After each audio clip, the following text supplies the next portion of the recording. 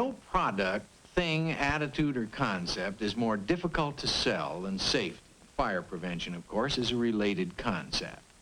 Well, that puts this film behind the 8 ball right from the start. But relax, we won't deliver a sermon, we won't moralize. We accept your belief that you can smoke in bed and get away with it. And we'll agree with you that it's always someone else who kills himself in such a foolish way. Though 1,500 homes in the United States do go up in smoke every day, yours, of course, won't be one of them. No, indeed, we aren't really selling fire prevention, not directly, because you won't buy. But we will try to demonstrate that fire is a cunning and malicious enemy. If that other guy is careless with it, someone you love might be injured. The Air Force might lose a $6 million aircraft, or a highly trained and dedicated man whose life is beyond price. Or some other man, not you. So relax and remain detached while we present a story based on a real-life incident. Perhaps it will help you to understand why the Air Force makes an intense effort to spread the gospel of fire prevention, all for the sake of that other guy. Now, the story we've selected is short and simple. It has 5 main characters. 4 are human. They're members of a young Air Force family. The 5th character, of course, is fire.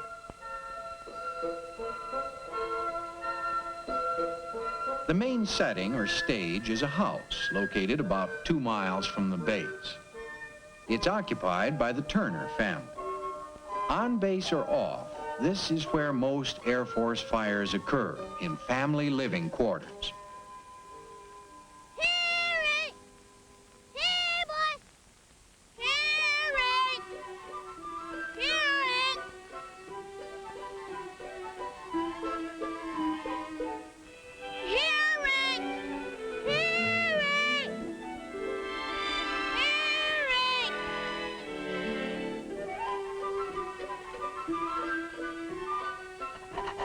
Come on, Rick, get in the wagon, please.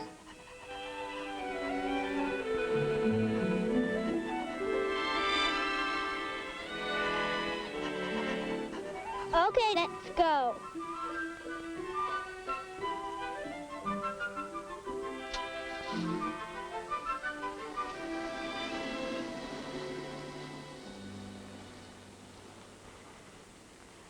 Now, you kids be good and mind your mom. And watch the dog, okay? Okay, Daddy, we will. Are you coming home for lunch, darling? No, I'm afraid not. I'm going to be a little too busy. I'm going to catch a bite at the base cafeteria. I'll see you this evening. Bye-bye. Bye.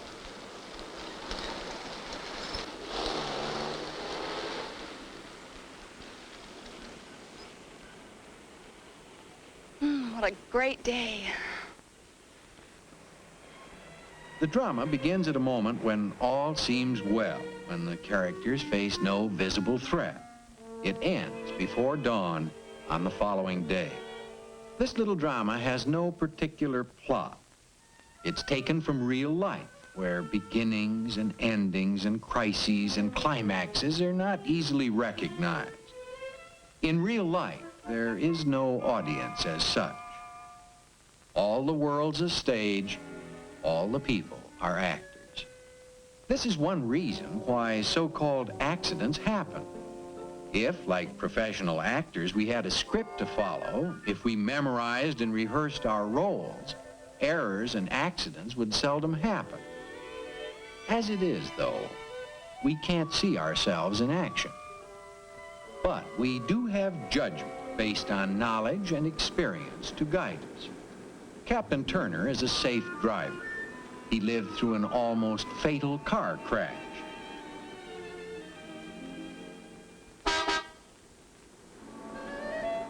Now he uses judgment, understands how to act in traffic. James Turner realizes that at any moment he can become the one we blame for every accident, that other man. But what does the captain know about fire prevention? Will he also come to learn that lesson the hard way? When a fire hazard is recognized, there's no great problem. people believe in a hazard they can see.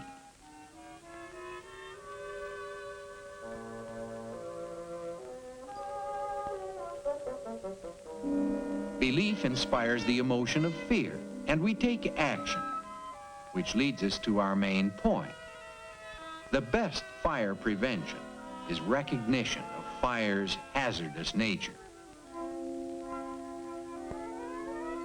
The trouble is that we see only harmless, inanimate objects, not the potentially deadly things they really are. There is fire in any match. Some have heads that fly off, sticks that snap. Good safety matches which have non-flying heads are preferable, but every type can be hazardous. Still, other risks are concealed by habit and custom. It's not simply ignorance. We know about them, we even see them. But we become accustomed to the sight, and then we see only the harmless objects. Lighted cigarettes are a common sight, too common. These little igniters and matches are the two greatest causes of fire incidents, simply because custom dulls our ability to see them for what they really are.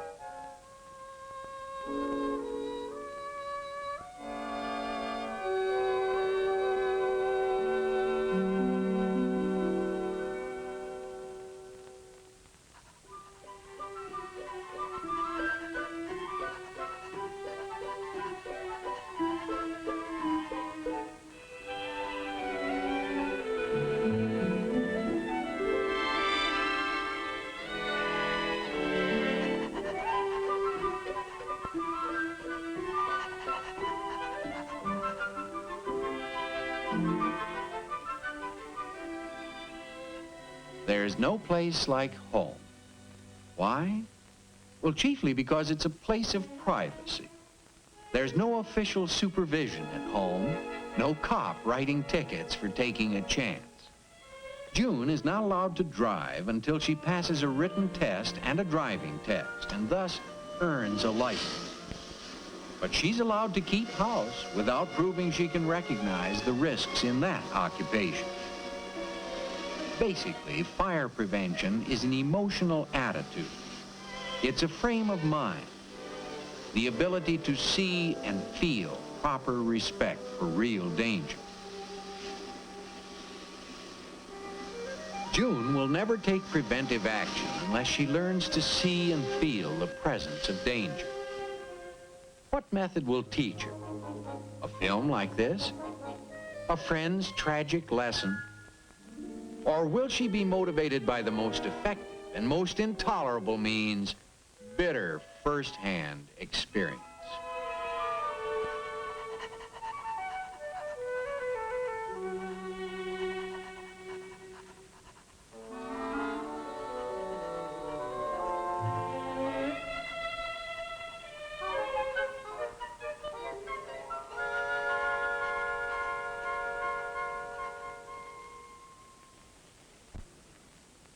To the grown-ups, a home means privacy, a place in which to be oneself.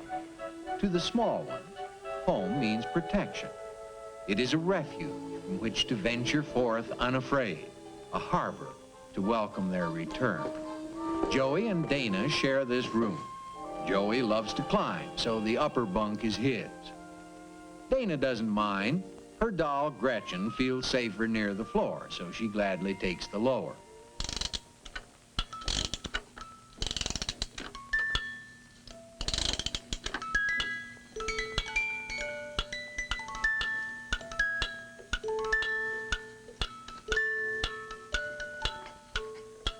But what is it like back in that half-forgotten world of children?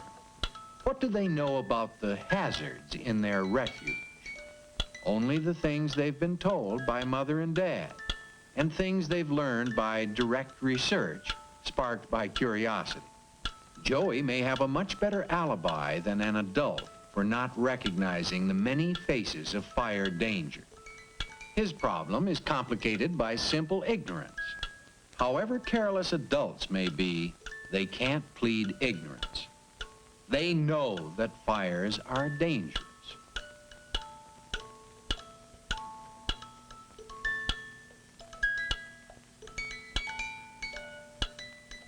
At 6, Dana knows many things, but not necessarily about fires or electrical hazards.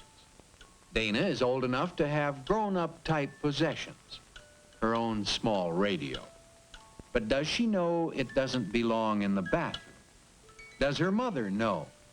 Many adults are ignorant of this. If, soaking wet, you plug in a radio or a heater, you're playing a form of Russian roulette. You just might get away with it.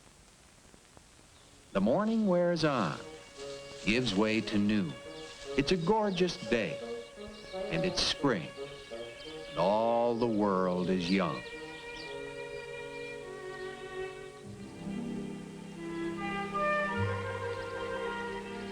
Trouble lies camouflaged on days like this. It seems impossible that anything bad could happen, not in such serenity.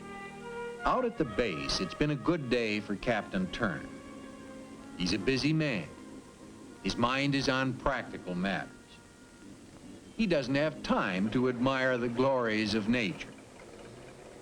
Still, the feel of this day stirs the captain. It's good to be alive. Just before the crew breaks for lunch,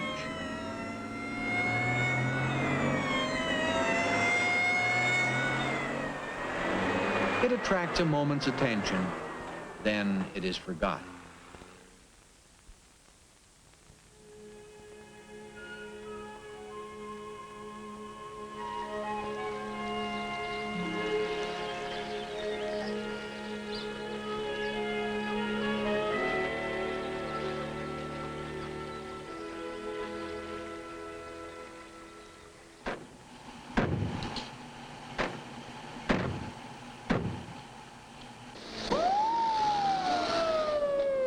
Seems there was a fire in a barracks adjacent to the base cafeteria.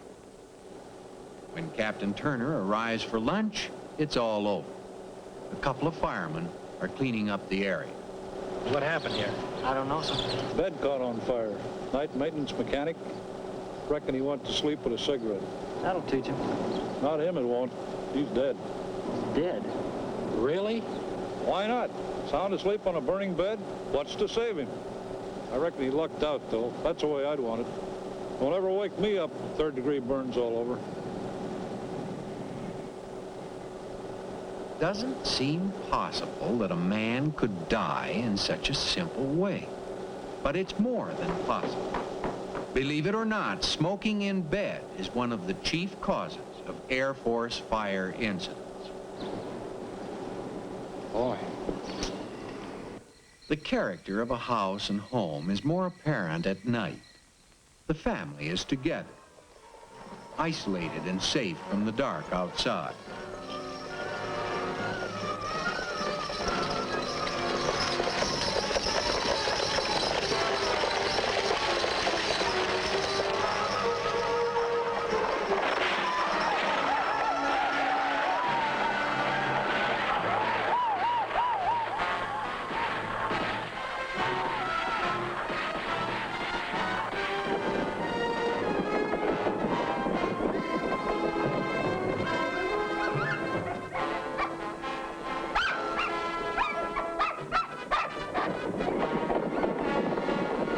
Everyone is relaxed. The past day is just a memory.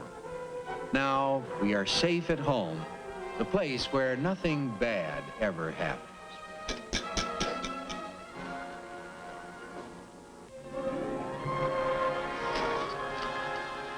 Okay, Tiger, it's time for you and your sister to go to bed now. Come on. But, Dad, my water pistol's back there someplace. It's all right. I'll find it later. Go on. Sit down with your children. You two, go on. Fire escape plan together. Plan 2 escape routes from every room. Teach children to escape at once. Don't let them try to put out the fire or stop to gather up possessions. Practice family fire drills regularly, knowing what to do. Water pistol. Your child. Yesterday, he lost it on the roof. Public service message on behalf of your local medical society and the American Medical Association. Dozens of random, unrelated thoughts were swirling through my handsome brain as I pushed my sleek new sports car through the handsome streets of Beverly Hills toward her modest Bel Air home. Thoughts like, I'll dazzle her with copper gold candy bars. No woman can resist the creamy rich chocolate, crushed almonds, handsome coconut, and that marshmallow center. And I think I missed my turn. I'm at the Come on, boy. That's a good dog. That's a good dog.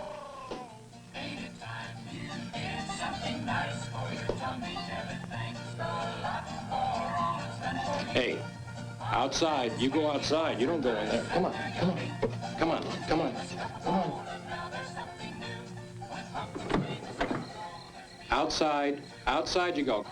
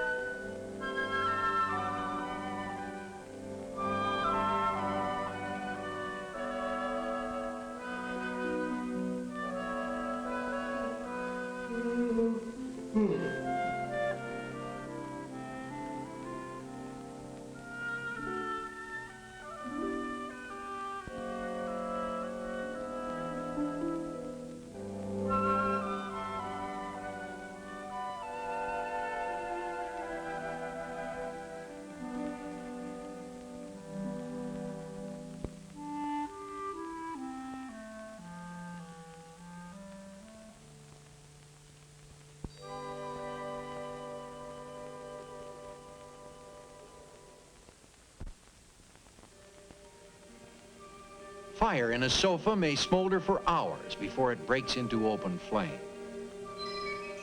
You can fall asleep in a chair or on a sofa and never waken. The heat releases lethal gases. The smoke itself can suffocate you.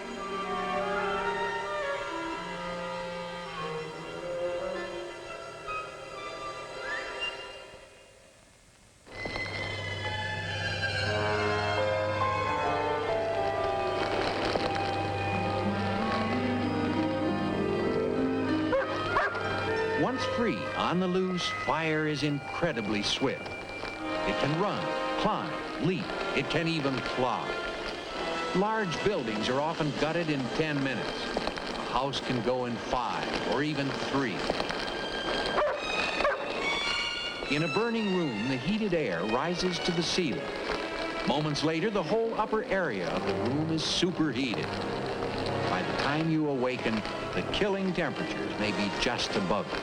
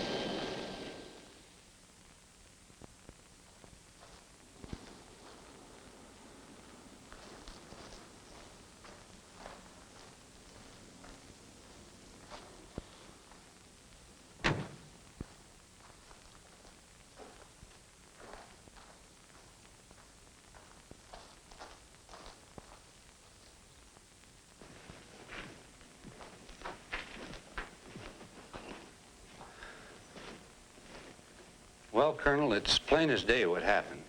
The fire started over there in the sofa. Probably a cigarette that smoldered for hours, and they never woke up in time.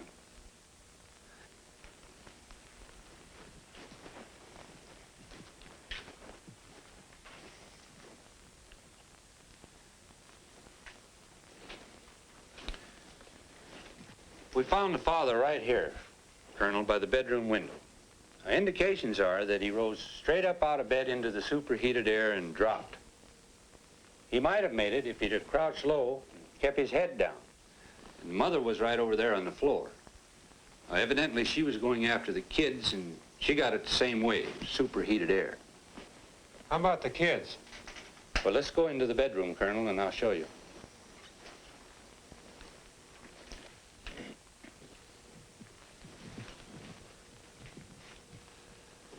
Now, the little boy slept in the top bunk, and he died in his sleep.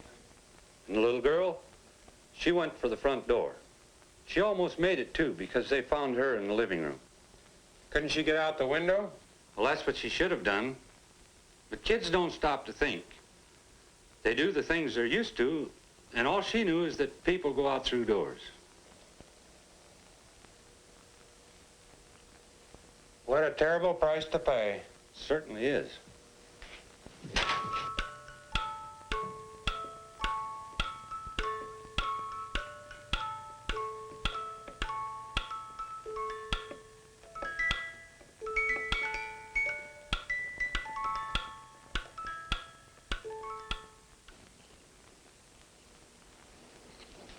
Well, Chief, where do we stand in this case? Has your department taken any action to teach these people or show them about fire? Yes, we sure did, Colonel.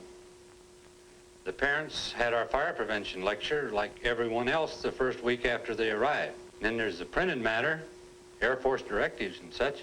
Did you visit them here in the house? Go over the place with them? We only visit the on-base quarters, Colonel, as specified in the regulations. I have an agreement with the local fire department, an unofficial arrangement for them to visit the off-base homes. I wish I knew why people do these things. It seems like they just don't care. And it can't be just ignorance. It's like they don't recognize what they're doing.